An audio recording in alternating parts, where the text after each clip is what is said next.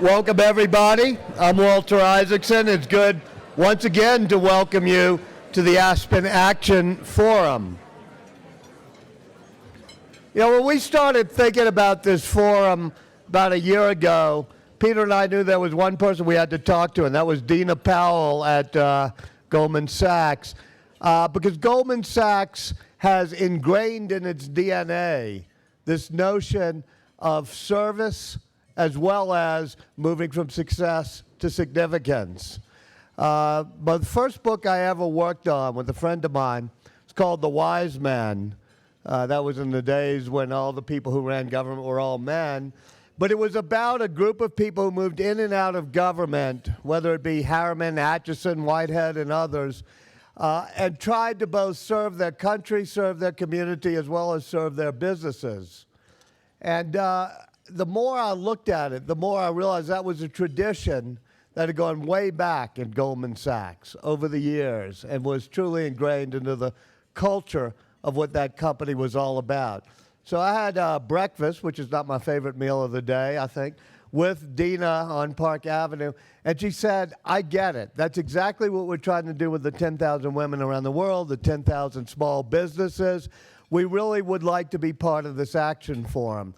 And so to me, that was when I knew that this was going to work, that the notion of ideas leading to action, people having projects, seeing the great businesses. I had traveled around a little bit with the Goldman Sachs thing. We have a deep, deep history and relationship with the projects of Goldman Sachs at the Aspen Institute. We have a Middle East program that started with the U.S. Palestinian partnership, U.S. Palestinian Israeli, and then spread out. It was actually while Dina was working at the State Department, Secretary Condoleezza Rice asked us to turn that U.S. Palestinian partnership into something larger. It's now a Partners for a New Beginning all over the Middle East, but it connects directly to the 10,000 Women program that Goldman Sachs, Dina, and Lloyd Blankfein have helped create. Likewise, I've seen many of you from New Orleans. Jason, I was just talking to a moment ago. That 10,000 Small Businesses program, I've seen it work on the ground in the community where I grew up. And so this is a natural affinity. I do think all of you are trying to think of great action plans you can do. And I think the fact that you're able to share it with a group of entrepreneurs who know how they're doing it, the people we're going to hear from in just a minute, truly adds to the partnership, not only of the Aspen Institute with places like Goldman, but also places like Goldman through the history of this country. So let me turn it over to Peter, who put this all together. Thank you.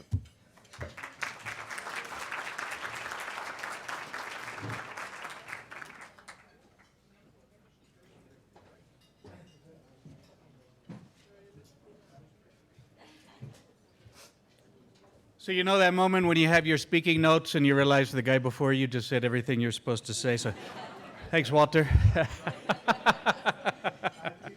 No, I'm only kidding. I'm only kidding. Actually, Walter did a good job of covering some of the things that have that Goldman Sachs and the Aspen Institute have worked together on, but I'm reminded that, in fact, the Africa Leadership Initiative in South Africa was made possible by a partnership with Goldman Sachs. And Sonal Shah, you're somewhere in the room here, I know. But where are you, Sonal? Are you here? I see, there, way back there. How'd that happen? But I remember our early conversations, right, on the phone with Suzanne Nora Johnson, one of my classmates in the Henry Crown Fellowship Program, where you guys really stepped up to help us get the Africa Leadership Initiative in South Africa going. And then, of course, there's another Henry Crown Fellow named Brooks Entwistle, who unfortunately is not with us yet today. I think he's coming in maybe a little later this week. But it was really Brooks with Goldman Sachs who stepped up to allow us to launch the India Leadership Initiative. And so the roots are very, very deep, in fact, between Goldman Sachs and the Aspen Global Leadership Network. So thanks so much for that. So I wanted to talk a bit about these programs, we keep throwing around the terms 10,000 women, 10,000 small businesses. I also have had a lot of exposure to the programs through my prior work at an organization called TechnoServe, and I think Dean and I, we first met while I was still at TechnoServe. So let me tell you a bit about both of them. Both of these programs are set up to do something that I think we'd all agree is pretty damn important these days, and that's how do you create jobs and opportunity. And it's something they're doing on a global basis.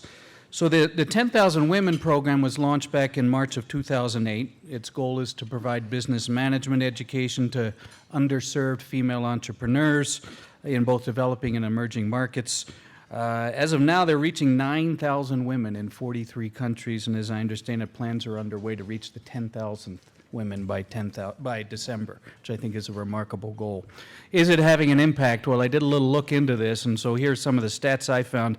80% of the 10,000 Women program participants have increased their revenues in the past year. 74% have added new jobs. 90% of the women pay it forward by mentoring others within their families and their communities. And many of the women have set up NGOs to take things further, to be able to extend the reach of the good work that they're doing in their communities.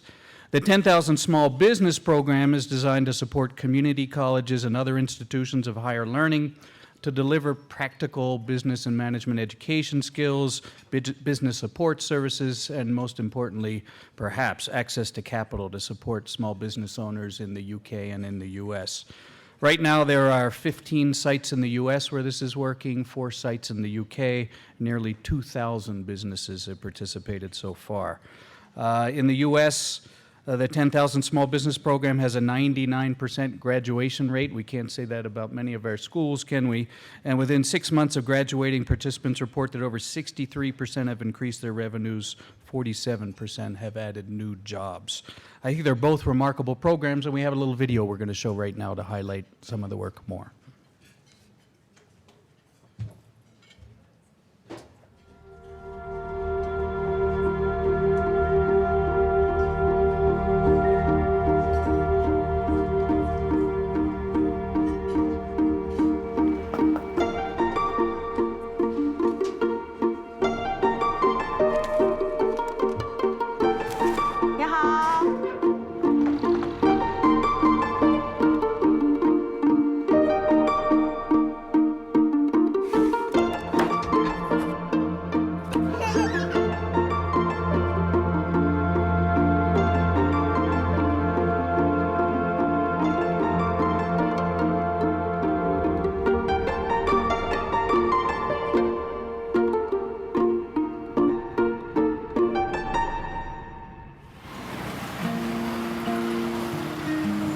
I'm the owner of Krishna Print International, and we are at my factory right now.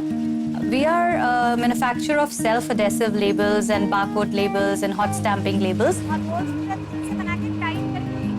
The Goldman Sachs 10,000 Women Initiative has helped me develop my business. We're really taught these great negotiation skills. After the program, I made changes in the production processes. I installed new machinery, and I started making new kind of labels. I see things in the broader sense, and in this male-dominated industry, I was amongst the first ones to employ women. Now, I provide paid maternity leave. This was a mission for me, to pay it back to my society.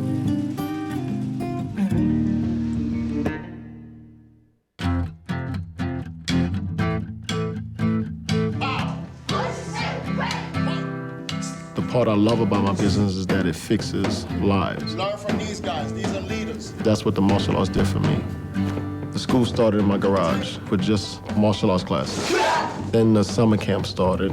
Then the after-school program. The hard part is keeping the business afloat. The marketing, recruitment. The Goldman Sachs 10,000 Small Businesses program has helped us attack our goals the way we need to, working on the business instead of in the business. Just by expanding our after-school program to a before-school program is going to create more jobs for van drivers, morning staff personnel, instructors. We show kids if you can make it to black belt, there's no limit on what you can do. And that's the reason why Access Martial Arts Dojo exists. We exist to change communities. Sensei Ramos is graduating from high school. Give him a hand.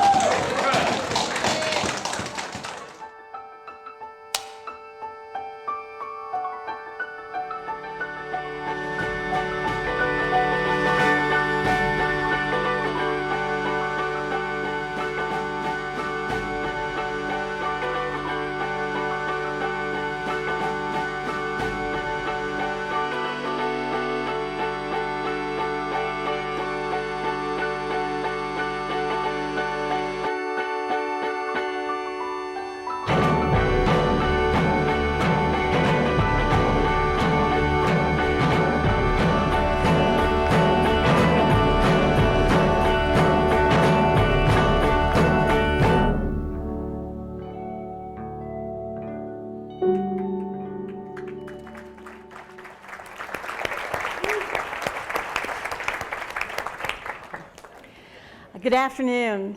I've been watching those movies for 3 years and I'm still not tired of them. I get just this big smile every time I see them. My name's Patti Greene. I'm an entrepreneurship professor at Babson College in Wellesley, Massachusetts. And for the last 3 years, it's been my honor to serve as the National Academic Director for the Goldman Sachs 10,000 Small Businesses program and advisor to 10,000 women.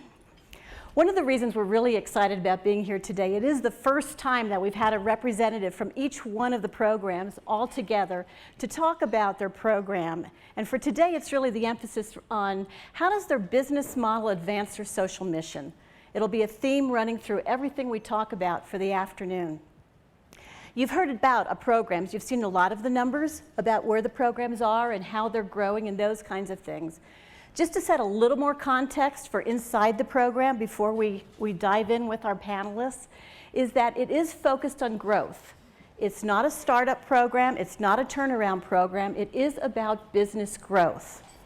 It's built on a model of entrepreneurship that emphasizes the ability to identify opportunities, organize resources, and provide the leadership to create something of value. And that value is for the individual entrepreneur, the business, the family, but also most definitely for their community, for the economy, for the society. And I think that's where there's a particularly nice fit with why we're here today. The second part is, it's built on a combination of access to education, access to capital, and access to technical assistance. Realizing that in order to grow a business, to create any kind of value, you need all three. And finally, the educational piece of it is built on a model of, and this should resonate well for everyone here, peer learning and community building, along with education that is totally experiential, in which they work on their own businesses the entire time they're in the class. And we do think putting all those things together is why we see the kinds of results we see from all of our business owners. The way we're going to work our time for the panel is, I get to start out by introducing our panelists. I'm actually going to share a quote from each of them and tell you just a little bit about each one. I'll then also ask a few questions to kick us off, largely around how their business model connects with their social mission. And then I will turn it to you for questions. And please notice I'm going to emphasize questions to the panelists. And we'll keep the conversation going in that way. We'll end up with words of wisdom from each of them on how they are moving from idea to action and ultimately social impact. So that's going to be our flow for the next 37 minutes and 12 seconds. Okay. Our first panelist, Madhu Uday from 10,000 Women. Madhu's quote, "Passion can move mountains. Dedication can make the move effortless." Madhu is an artist. But besides her regular art, she creates art on a larger scale, that of society, because Madhu creates jobs. Madhu founded Earth and Symphony, which is a design studio that makes custom and personalized installations for walls, ceilings, and I understand floors, headboards, and I think pretty much anything that you actually need. Madhu's social mission is that she does create jobs. She hires women that have been formerly unemployed and largely considered unemployable. Welcome, Madhu. Thank you, Patti. Yeah. Probably most of you know our next panelist, Angel Cabrero, president of George Mason University. Angel's quote, "At the end of the day, businesses exist to create value that no single individual can create alone." I think you could substitute organizations in there too. Create value that we can't do alone. Angel is the president of George Mason University, a young, innovative, diverse university in Virginia near Washington, D.C. George Mason currently has 33,000 students where they grow as productive, creative, and committed citizens. Before entering Mason, he ran 2 other business schools, one in Madrid and then in Phoenix. And I think a very special note, as part of Angel's Aspen Crown Fellowship, he's co-founder of the Oath Project, an initiative created to create a sense of social purpose and professional ethics among business leaders. Welcome, Angel. Diane Burridge, 10,000 Small Businesses UK. Diane shares that someone once said that it is not what poverty does to your wallet, it's what it does to your spirit. Another one to think about. Diane is passionate, and you're going to hear that, about bringing much needed financial services to the most disadvantaged members of our society, those that need it most. MoneyLink is a not-for-profit enterprise that provides small short-term loans, savings accounts, and advice, financial advice, again, for those that really need it the most. Since 2002, MoneyLine has made more than 35,000 unsecured loans totaling over 35 million pounds, which for the Americans in the room, 55.5 million US dollars. Welcome, Diane. Thank you. And finally, Reese Powell, 10,000 Small Businesses US. Reese says, delivered along with every piece of food, peace of mind. Reese and his company Red Rabbit are at the heart of the food revolution, trying to solve a really difficult problem. How do you serve healthy food in schools? Working with school administrators, parents, and kids in order to do that. Reese is now in 100 schools, serves 20,000 meals a day, and provides educational programs around healthy eating for parents and their children. I think it speaks well that one of Reese's fans, one of his kids in the program, calls his food scrumptious. So welcome, Reese. Let's start with our program folks for a question, just kind of catch up with where you are. So tell us what's been happening to you, to the business, since you came out of the program. And let's start with Diane. Since I finished the program, which I graduated last July, we've grown from 40 to 70 staff. We've increased our annual lending from 7 to 10 million a year. We've raised, I learned actually how to tell a really compelling story about my business. And if I couldn't do that, who was going to believe in kind of investing in us to scale up, and learned how to do that. And we raised 2 million of social investment, having lost all of our government funding last year. The lasting legacy of the program for me has been the 2 days a month I spent going to the university in Manchester and doing the program. I've embedded in my diary. So 2 days a month, I have the privilege of being able to step out of the business and carry on that strategic thinking process, and that's been invaluable. And I've done that for a year now, since I last graduated. Terrific. And Madhu? For me, the program, Patti, changed an artist into a businesswoman. Once I finished my program, I started looking at my business as a business which can actually provide jobs. What took me 14 years to reach as a turnover before I did the program, I was able to double in the very first year after finishing the program. And as an artist, I thought I can never delegate. But that is the first thing I learned, how to delegate and how to grow. We hear that about delegation quite often, not just from artists either. Yeah. Reese? So the program was really motivational and inspirational for me. When we started, we had 13 employees serving about 1,000 meals a day. And 2 years later, we now have over 100 employees, and we're serving about 20,000 meals a day. So that was a lot of growth in 2 years for us. And as entrepreneurs, we often have a great vision and a BHAG, big, hairy, audacious goal. And the program was just instrumental in taking me from vision and idea stage to giving me the skills to actually implement that. Mm-hmm. Angel, as educators, we know how hard it is sometimes to move from those ideas to action. What do you think it is about these programs and programs like these that help business owners do that? The program, I think, does several things, and I've been following it almost from the inception, working with Dina in the early days to set up the first 10,000 women program in Afghanistan. And we thought that the bulk of the program was about transferring knowledge, about sharing best practice, best management practice.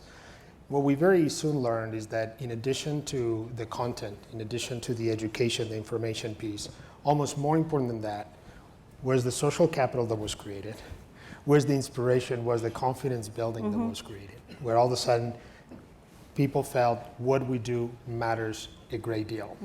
And I have role models, I have colleagues, I have peers, I have people I can now share my stories and grow with. So I think that the overall role of these programs goes beyond the education. I think, honestly, business schools can learn a great deal of what is happening within this program. We'd like to think so. We'd like to teach them with that, too. That would be fine. Let's stay with you for a moment, too, because we'd like to move into why. Why can these business owners, and actually you with all three of your schools, really use their organizations, their businesses, to advance their social mission? Well, in a way, if you think about it, I mean, people in this room, some of them are trying to enact change by shaping policy, some by creating innovative social enterprises.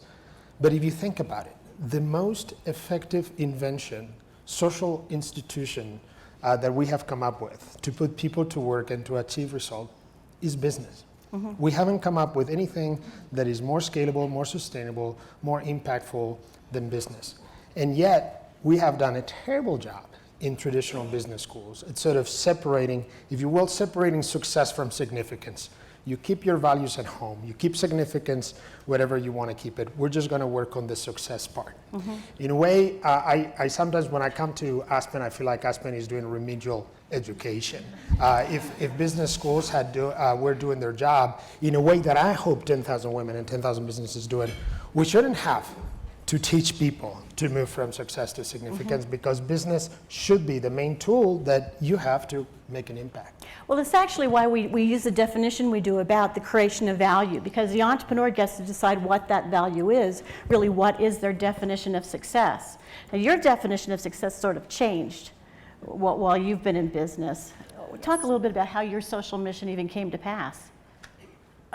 When I did the program, that is where I actually started realizing that there is a far more social responsible side to my business.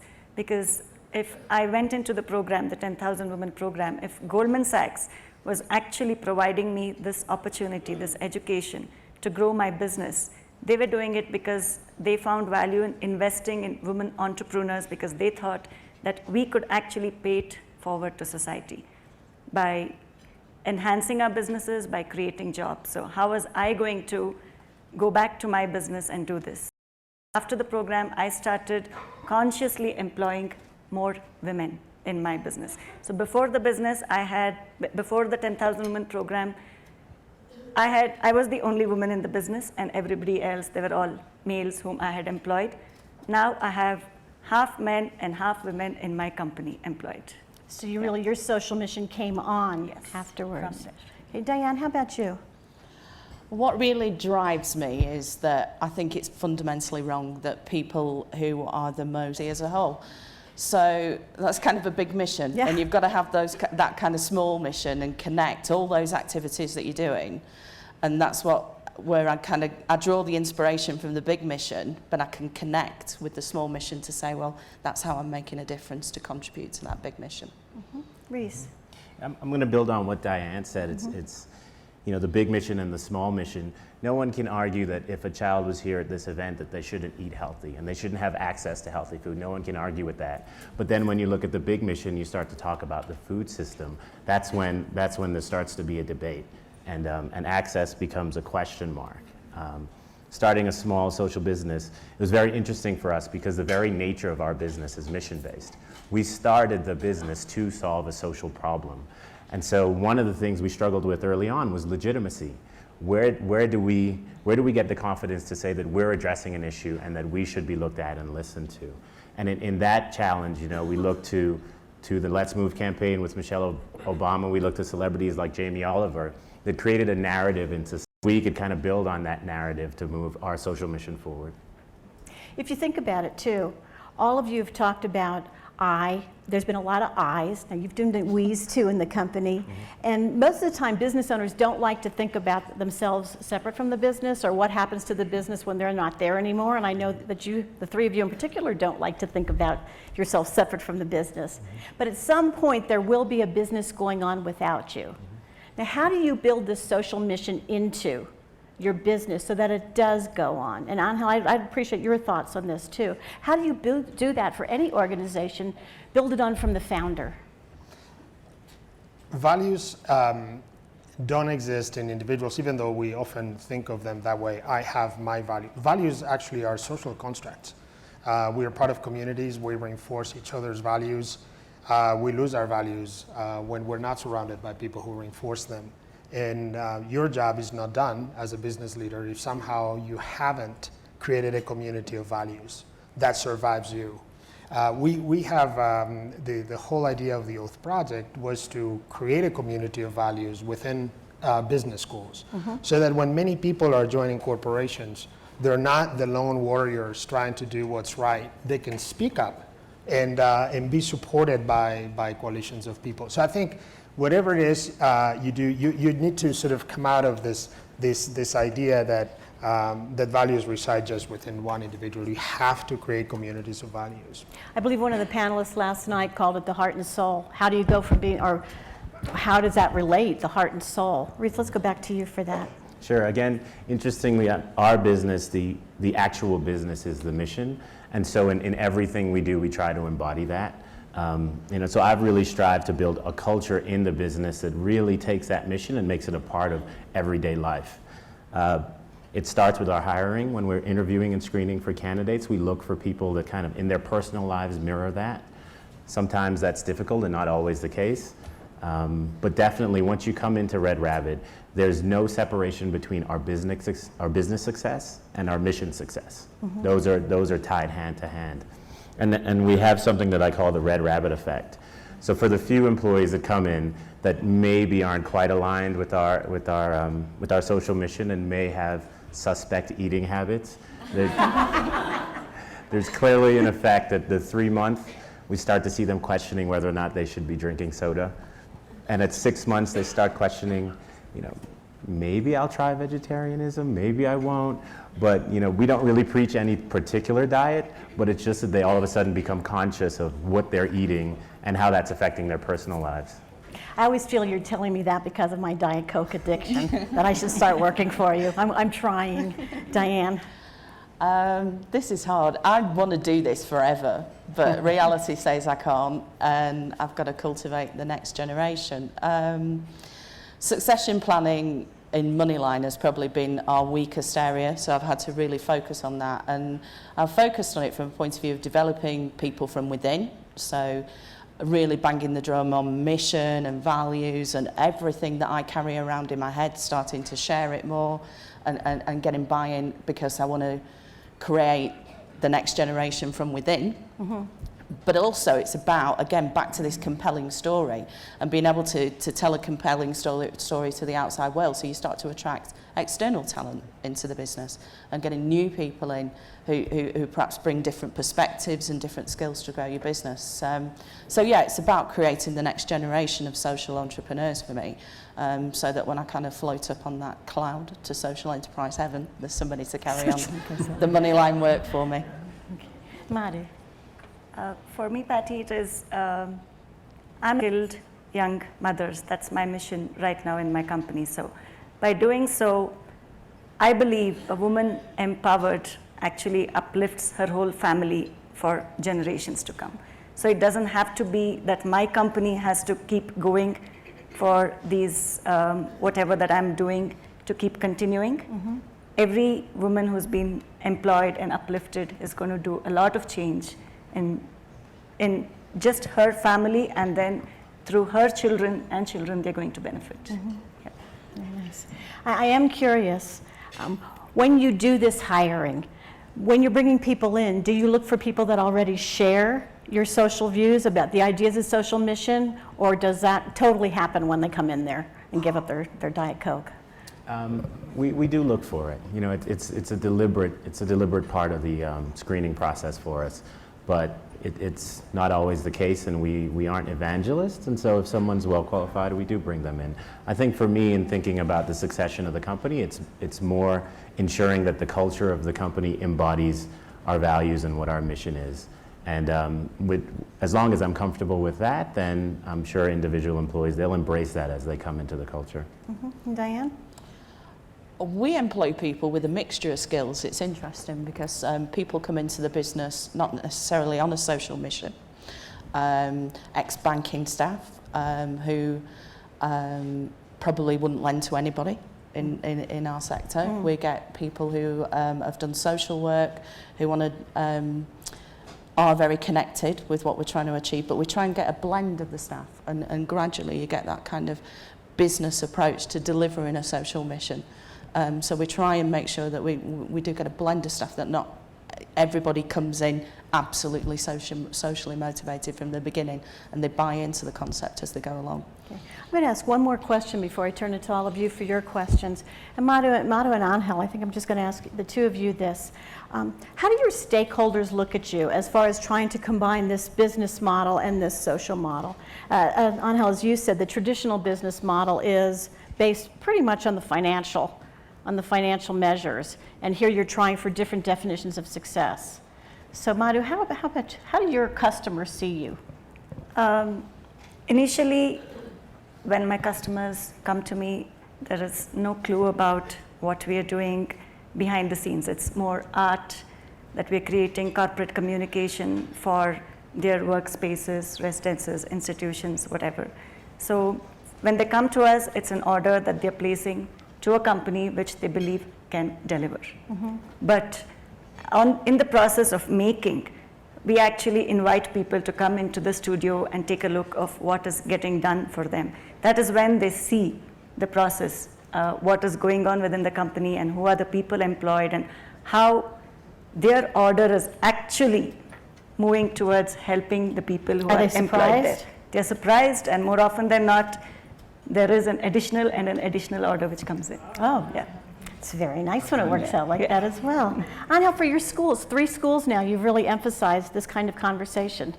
Well, I'm very inspired by these 3 people, and in a way, we need more role models like that.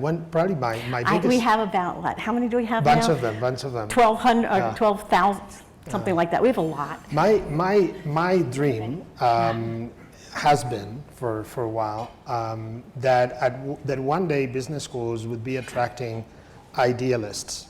Right now we don't. So here's what happens now when we're asking students to make choices, whether it's as undergraduate or as graduate. And I'm going to exaggerate this only a tiny little bit. If you're an idealist who wants to change the world, the last thing you want to do is to go to a business school, because you associate it with a whole wrong set of values and perceptions. You go and sign up for a program in sociology or anthropology or economics or who knows what. You don't go to a business school. And yet, if you're a pragmatist who hasn't thought too much about purpose and too much about things that really drive you crazy, you want to have an impact, but you're more centered on career and income and so forth, you're the one who picks business school first. And when you end up is with idealists who have difficulties running businesses and making them grow and marketing and managing finances. And then you end up with a bunch of people going to the business route who, on the contrary, they have no sense of purpose in what they do. And to me, that is the key challenge for business education going forward, is how to produce folks like these, who actually not only don't have any trouble blending the two, but in fact, they cannot describe what they do, they cannot describe their business without telling you what their purpose is. They're just one and one.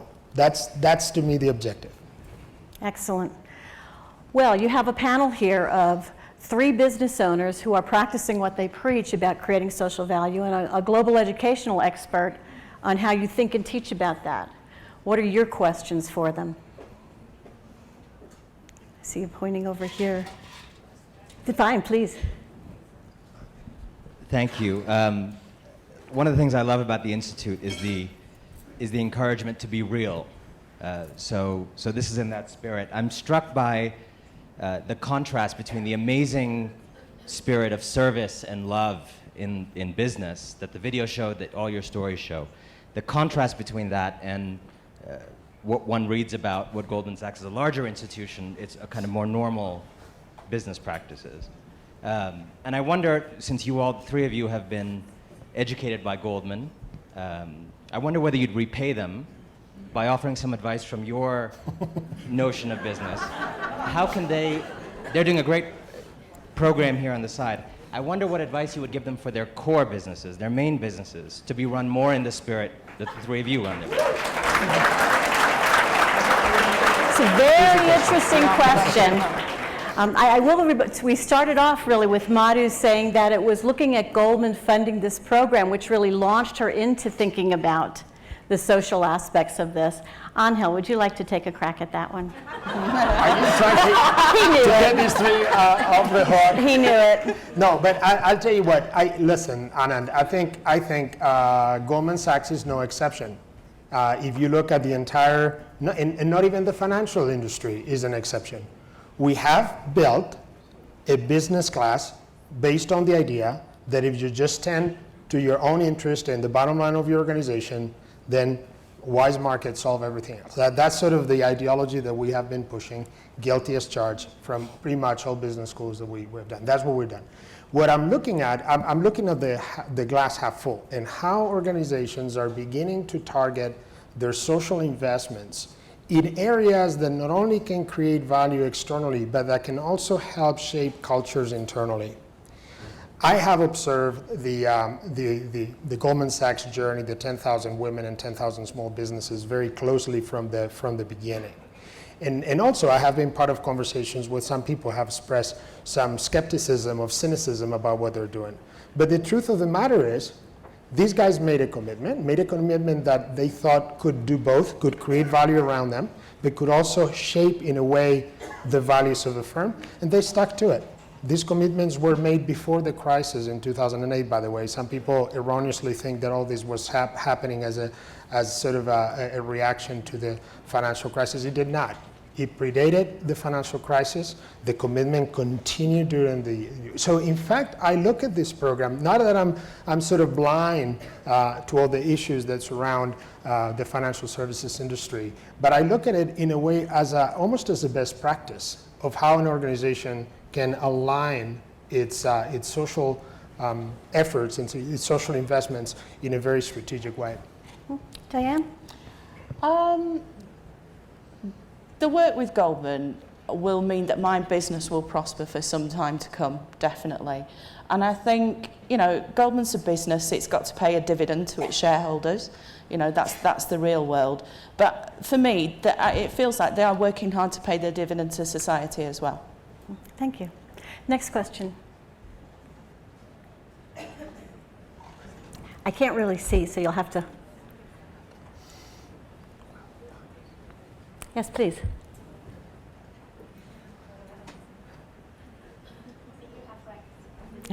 Always a good approach. So I'm curious, obviously a big driver in businesses like this being successful are consumers understanding these bottom lines and being motivated to purchase in a way that supports you all and businesses like you. So I'm curious, A, what you're doing to reach out to consumers to have this be a marketing opportunity, and B, how do you see marketing changing to promote more doing good? Mm-hmm. Reese, why don't we start with you in that one? Sure. When it comes to marketing, there's a discipline around marketing, and in building a business, you have to have a command of that discipline. And so we definitely listen to the consumers, and we listen for things that what are they interested in, what are the pivot points that they're looking for, and what are they looking for from their businesses, and then we try to communicate that to them. So in one sense, it's a communication with them, but then in the other sense, it's also, if this is what you're asking for, then I'm going to build my business to give that to you. Red Rabbit had an interesting inflection point. I think it came around maybe 3 or 4 years into the company when we were really exposed to the local movement and sourcing our food locally. And I didn't come up with that idea. That came from listening to our consumers and them telling me that's what they were interested in. And so then we started to do a lot of research around it. So on the outside, our marketing reflected that, but internally, our operations and our processes also reflected that. And I think that's just part of understanding the discipline about marketing. Okay. Diane, your customers and your social mission. In terms of marketing to our customers, it's interesting because we don't position ourselves as a social business with the customers. We found in the early days they found it confusing. They were perhaps suspicious of it. So we put ourselves in the middle of the high street, and we look like all the other guys. We look like a business, and then we draw the customer in and take them on a different journey. But for us, no, it is about looking like a business, and they connect with that. They don't want to feel different or getting a label as though they're being partitioned off as a special case for special measures. So, you know, they want to feel, if they're excluded, they want to feel included and part of the mainstream. So we position ourselves in that way from a marketing point of view. Okay. And Madhu, you talked about taking your customers to see the art being created and that kind of thing. Do they know about that beforehand, or you said that was a surprise? Yes, that was, no, when I go to a customer first, they have no clue about all this. We get our orders based on our own steam as a design studio. I do not use the social part of it for marketing my business. But once they're in, and once they come in and then they understand the whole process and how it goes, and that is when I make them realize that every order that they are placing is also playing a part in helping these people's lives. That's about it. I'm not really using it for marketing. Very nice. Yeah. Yes, please, Eric. Harry, I'm curious, how do you work together in the program, and how have you worked together to create a marketplace? For the program? Interesting. I'm not sure. question Yeah, I for think you. I have to do that one. Yeah, and I have this rule about the moderator not being a panelist, but we'll break it for you. It's interesting because we call it a corporate venture across 6 bureaucracies. And if you think about it, it really is. It's a matter of, we work with Michael Forder's Initiative for Competitive Inner City as far as recruiting. We work with Margaret Spellings and Company as far as the relationship with the community colleges. We deliver through community colleges. Babson, our responsibility is the development of the educational piece of it and the training of those that will deliver it, and it goes right on down the line. But we've really found a way that across all these different cultures, these different approaches to organizations, we found a path because it's the mission. I think it's really the mission that really binds us all together. Key point in the United States is through community colleges, and they are our delivery mechanism. There's currently 9 that are on the educational part right now, and since we're all bound by confidentiality in this room, there will be 2 more announced before the end of the year. Yes, please.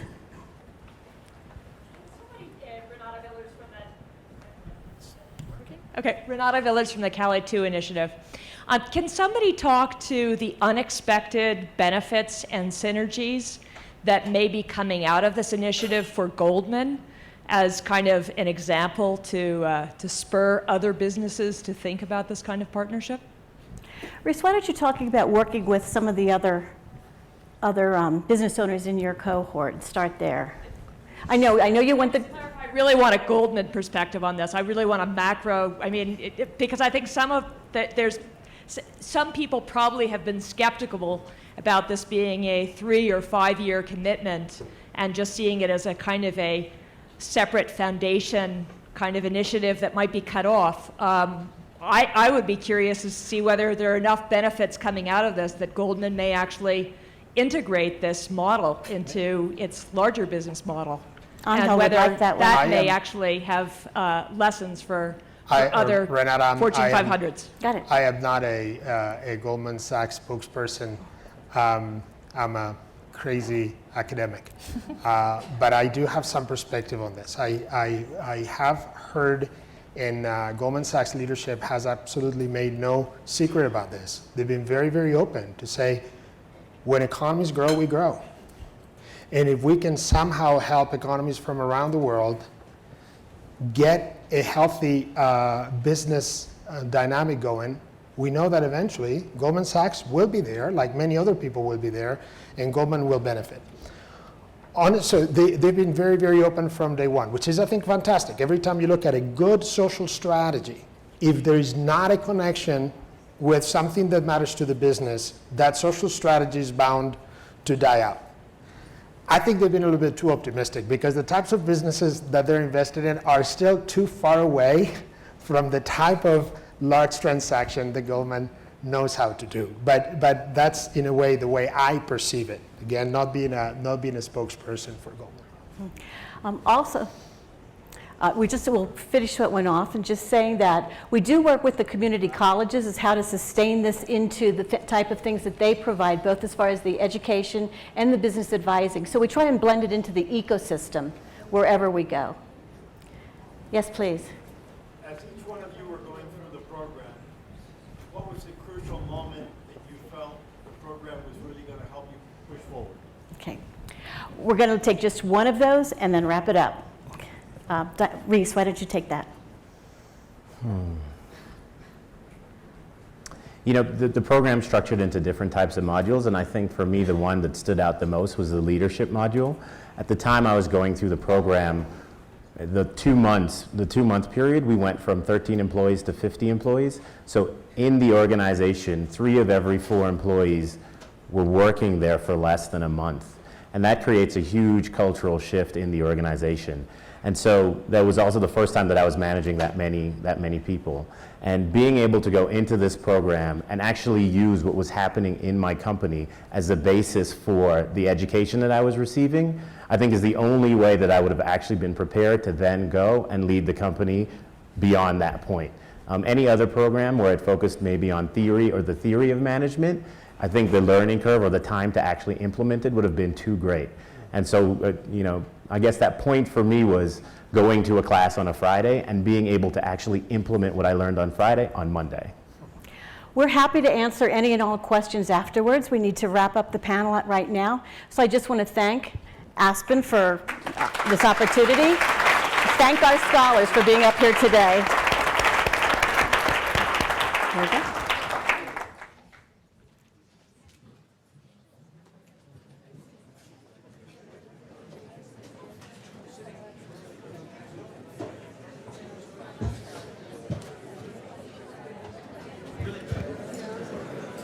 Okay, thanks to you all.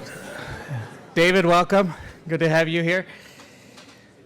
You know, this morning, Dave McCormick and I were walking across campus and we were talking a bit about last night's panel and the McNulty Prize winners. And Dave said it was a really impressive group of people, but it was a little overwhelming to think about how big the projects had become. And we were thinking about the fact that virtually all of our panelists who were up here last night are people who stepped away from their business world to launch something new, a new university, a new social venture, getting eyeglasses out into remote parts of the world, and so on. And I was reminded of the fact that it's often the case that our fellows feel daunted, that when we ask them to take on a project, they feel that that's what they have to do, that you have to step away from your business and that's the only way you're going to be able to have a social impact. What I actually enjoyed about hearing from Reese and Diane and Madhu is that what we've learned is that there are ways to weave your project into your very own business. In fact, we have found that the best projects, as I like to say to every incoming class of fellows, first of all are the ones that you're clearly passionate about. Secondly, we say the best projects are the ones that actually get started, get out of feasibility stage, and somebody actually steps forward and does it. But third, I say that the best projects are ones where you actually think about the very platform that you control as a fellow. And rather than going 180 degrees away into uncharted territory, think about your very own business platform. How can you put that to use? And I think we had some great examples of people here just now who said, I want my business to actually not be separate from the sorts of things we discuss around the fellowship table. And so this thought about how do you weave the very values that you find so important as a leader into your business, I think is a really important takeaway from this. So look, let me just say that we're delighted to have 10 of the 10,000 women, 10,000 small business participants here today. It's remarkable to think of how many businesses and how many lives are being touched by the work. And so we've agreed that we'd like to recognize their achievements in partnership with Goldman Sachs, and we're now creating the inaugural Goldman Sachs Foundation Aspen Institute Global Leadership Awards. These awards will be presented to one participant from each of the 2 programs, 10,000 women, 10,000 small businesses. We were looking for action-oriented leaders who are committed to addressing social issues, as I just said, through their businesses. And so to begin this first inaugural award, I'd like to invite a great friend and partner of the Aspen Institute, public servant, President of the Goldman Sachs Foundation, Global Head of Engagement, Dina Powell, to come and kick off the awards. Dina?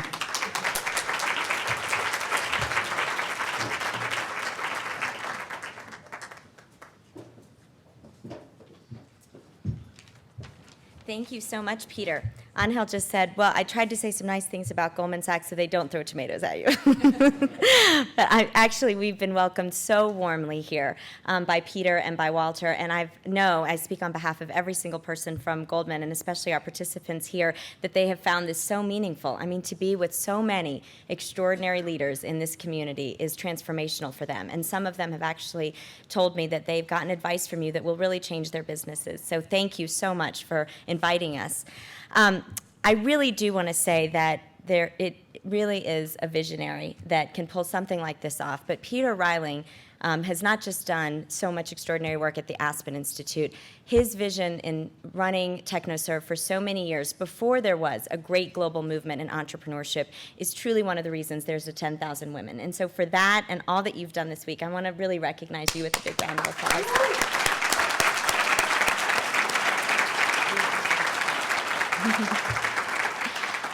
And Walter, your boss. I've had the privilege of counting Walter and Kathy Isaacson as friends for so many years, my years in Washington and now in New York. And yesterday at lunch, when we were asked to pick one leader that we really admire, we actually had a conversation about the fact that if we had to pick a living leader, that sadly there are fewer, these days. And when I think of Walter Isaacson, I really do think that he is one of America's greatest statesmen.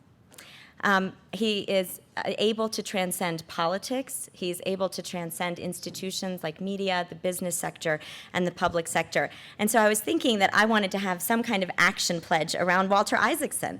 And the one that I came up with was that I'm going to try hard to someday find a historian worthy to write Walter Isaacson's biography.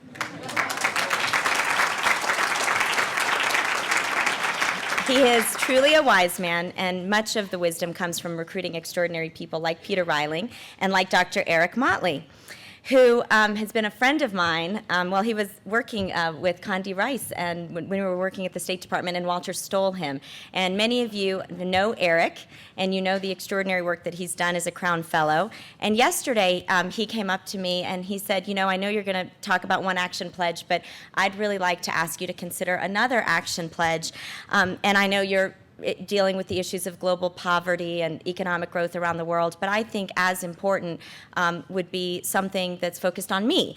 And so along with Jacqueline Novogratz and Pauline and some others, we are going to have an action pledge, which is to find someone worthy to be Eric Motley's wife.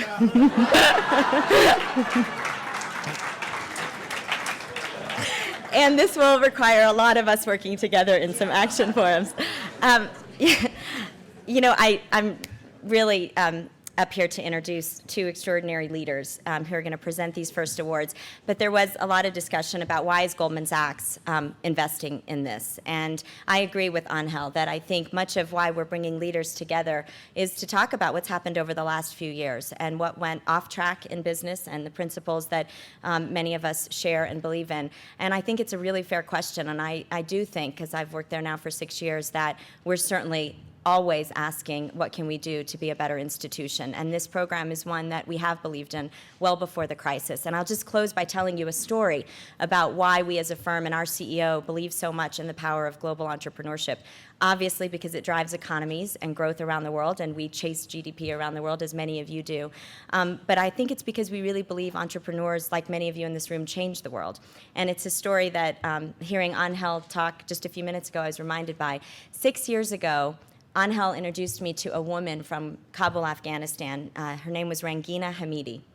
Rangina ran an enterprise called Kandahar Treasures, where she went around the most conservative provinces in the country, and she helped women who, in Taliban-controlled areas, could not leave their homes.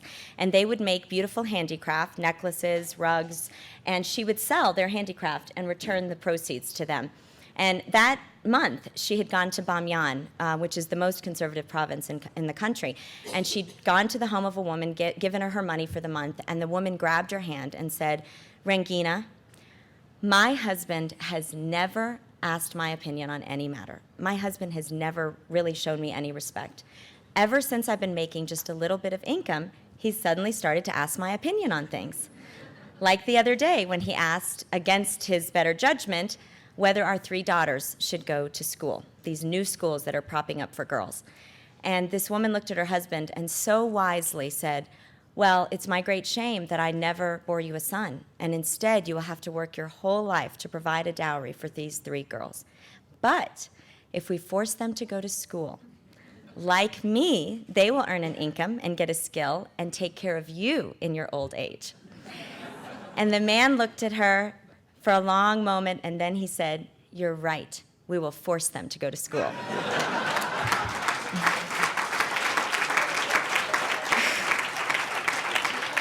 And sure enough, those 3 girls are still in school in Bamyan.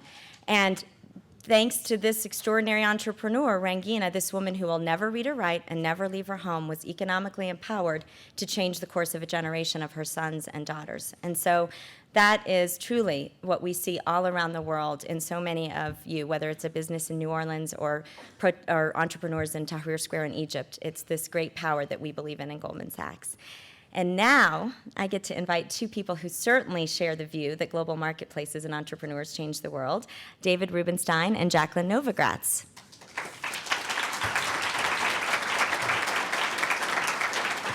So David Rubenstein obviously needs no introduction, but I was thinking that many of you may first and foremost think of him as one of the greatest business leaders around the world. He, of course, co-founded Carlyle Group, which is one of the most respected private equity firms.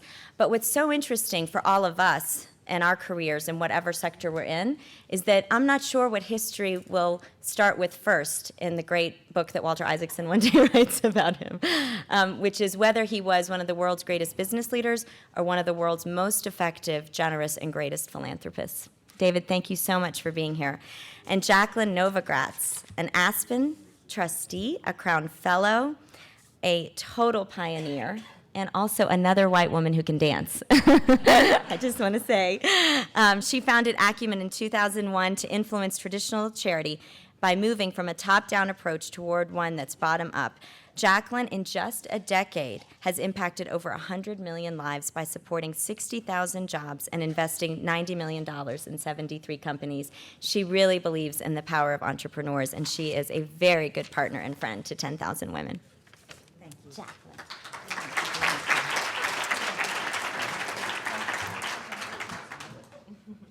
So you see what a force of nature Dina Powell is and why this program is so as extraordinary as it is. I actually had the huge pleasure, as did Angel, when she was first starting 10,000 Women, to hear about this dream and partner with her through Acumen and in a personal capacity. And what you've built is just extraordinary. So, and I've been thinking about just looking in this room and feeling this room. I don't think I've ever been prouder to be a Crown Fellow and an Aspen trustee as I do right now. Just, you guys are beautiful. When I was listening to this last panel, was thinking about this idea of small work in the great work and how great all of those entrepreneurs are. But I get the real privilege of introducing and presenting the Goldman Sachs Foundation Aspen Institute Global Leaders Award to Madhu Chandrika Uday for her extraordinary work. Goldman Sachs 10,000 Women's Partnership Model is the kind of networked approach required to effectively scale social impact investing. And at Acumen, we've been partners since the very beginning in many different ways, and we really share this idea and this approach that entrepreneurs really matter, and that by going from the bottom up, we might do a better job at actually solving the problems of poverty. This is especially true when it comes to investing in women. Madhu said it herself, that when you invest in a woman, you empower community. You also impact the economy and society at large. You've already met Madhu, and so I'm not going to say that much about the work that she does, although she exemplifies this pay-it-forward model that we're starting to see in the world, and that role models like her are really bringing forth. Like Madhu, I believe that a small investment in money, in human capital, can result in changed lives and bring wonderful things into the world. She graduated from the Goldman Sachs 10,000 Women's Program in 2009 in Bangalore, India. And as you heard before, she is the founder of Earthen Symphony, which she started in 1995, and which specializes in the design and execution of murals and artifacts for corporate residential clients. Following her participation in 10,000 Women, Madhu learned to analyze her business in new ways to measure exactly monthly turnover, purchases, sales, and deduce business growth. And as she said herself before, she's more than doubled her employees and tripled her revenues in doing so. She's also established a training institute for young and underprivileged mothers in her community who might otherwise be unemployed. She's helping them deliver skills to enter the workforce and mentor them. And as you heard from her, she has a deep and fundamental belief in all of these women, and I think it's that spirit and that quality in her that really moves women through the work that she does. And in all of that, she's a true inspiration. In the last reading that we did, when we thought of Seamus Heaney's famous poem about history, hope and history rhyming, I think that she embodies that and embodies modesty and grace that we read about as well. So I could not be more honored to present the Goldman Sachs Foundation Aspen Institute Global Leaders Award to Madhu Chandrika Uday.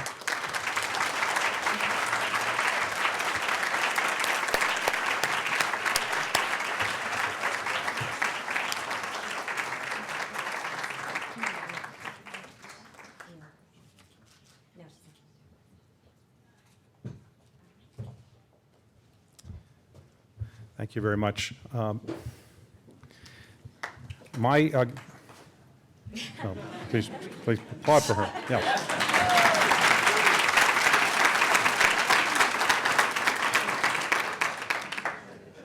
Every time I get to see Dina Powell, I am actually upset because it reminds me of what a terrible job I did in recruiting her. I was actually interested in recruiting her to Carlisle, but Goldman Sachs beat me to the punch, and it's been my great regret ever since. I did meet Dina the first time when she was the head of the White House Personnel Office, and I was being considered to be a member of the board of the Kennedy Center. And she was very polite and took me to lunch and was very nice about it, but then she got to the final question. She said, well, we've done some internet research, and let's see if this is true. You said one time, it was in the New York Times before the president was elected, that if you could name 100 million Americans qualified to be president of the United States, George W. Bush wouldn't have been in that 100 million.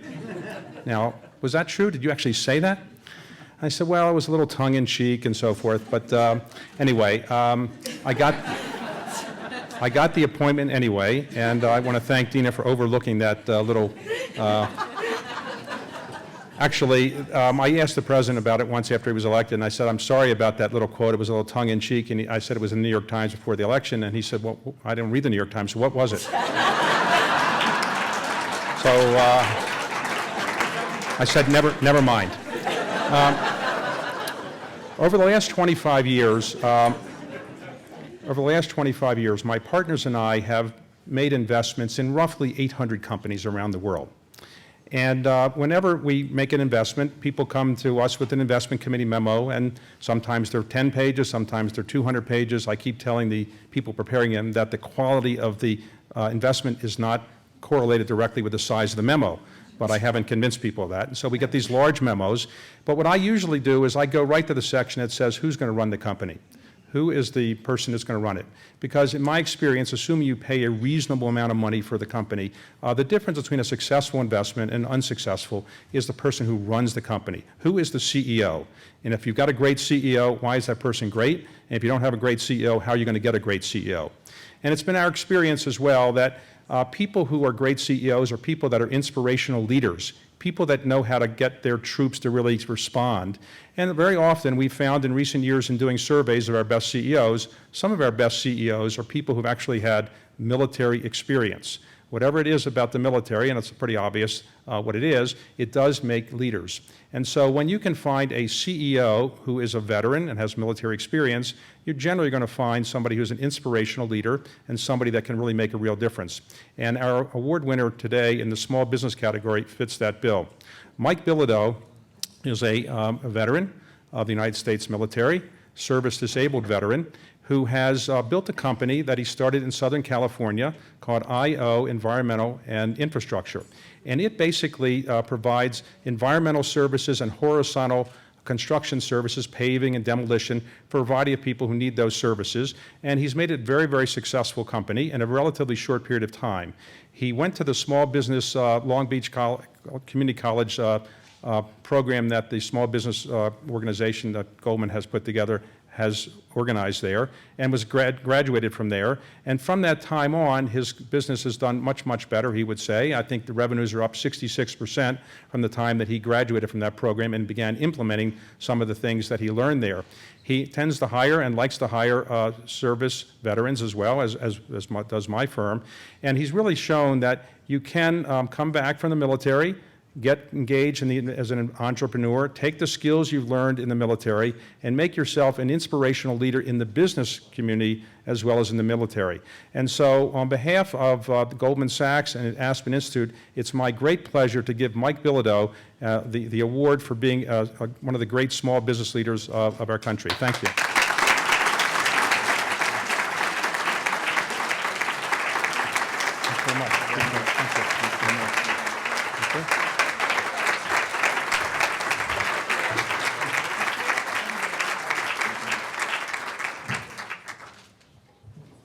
All right, well, thank you, Dina. Thank you, Jacqueline. Thank you, David. Congratulations to our winners. I think we're going to close up lunch now, but before we do, as always, Abigail, I'm going to ask you to come up here and give us any last-minute housekeeping. Thank you. Dina, you said in your remarks that your 10,000 small businesses and 10,000 women are gaining so much from being here, but we're also gaining so much for you having them here, and thank you for this wonderful program. Last night was quite a night at the bonfire. Who had s'mores? Well, we're going to continue that tonight, so I hope to see you. Just wanted to let everyone know that Tamsin Smith's poetry reading from yesterday has now been posted to the Action Forum website, along with links to those two beautiful poems. I know a lot of you have been asking for them, so they're now available.